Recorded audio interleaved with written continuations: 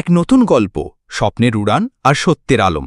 উত্তরাখণ্ডের এক ছোট্ট পাহাড়ি গ্রাম, ধৌলিগঙ্গার তীরে বসা কসবা, যেখানে হাওয়াই ঠান্ডা আর হৃদয়ে উষ্ণতা ছিল।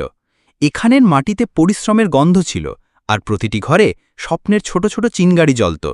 পাত্র কবিতা, এক উচ্চাকাঙ্ক্ষী তরুণী, যে গ্রামের সরলতা থেকে বেরিয়ে সঙ্গীতের জগতে নাম কমাতে চাইত। রমেশ, কবিতার স্বামী, এক সাধারণ কারিগর, যার কাছে কবিতার খুশি ছিল তার পুরো দুনিয়া। বিক্রম, এক চাকচিক্যময় শহরের সঙ্গীত প্রযোজক, যে কবিতার জীবনে পরে এলো।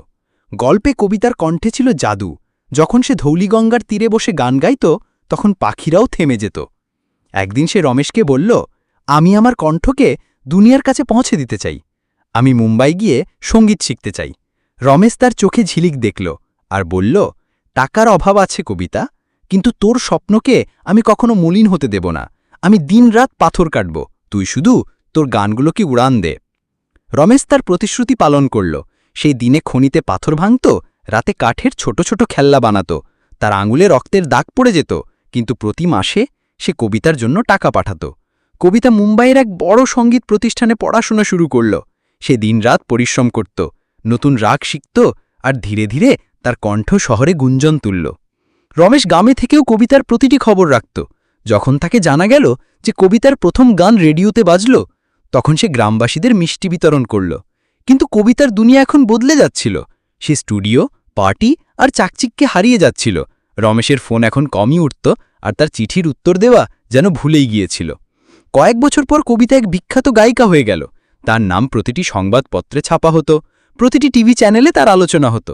একদিন সে গ্রামে ফিরল, চকচকে গাড়িতে, বিদেশি পারফিউমের গন্ধ নিয়ে। রমেশ তাকে দেখে খুশিতে ভরে উঠল। তার ক্লান্ত চোখে গর্ব ছিল, কিন্তু কবিতার চোখে ঠান্ডা ভাব। সে রমেশের সামনে কিছু কাগজ রাখল আর বলল, রমেশ, আমি এখন এই গ্রামের জীবন আর বাঁচতে পারি না।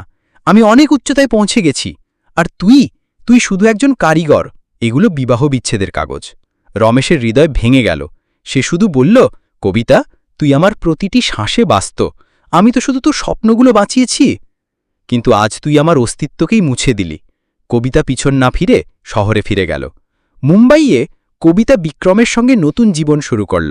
বিক্রম এক বিখ্যাত সঙ্গীত প্রযোজক ছিল, যে কবিতাকে আরও উচ্চতার প্রতিশ্রুতি দিয়েছিল। কিন্তু কয়েক মাসের মধ্যেই এক বড় কেলেঙ্কারি প্রকাশ পেল।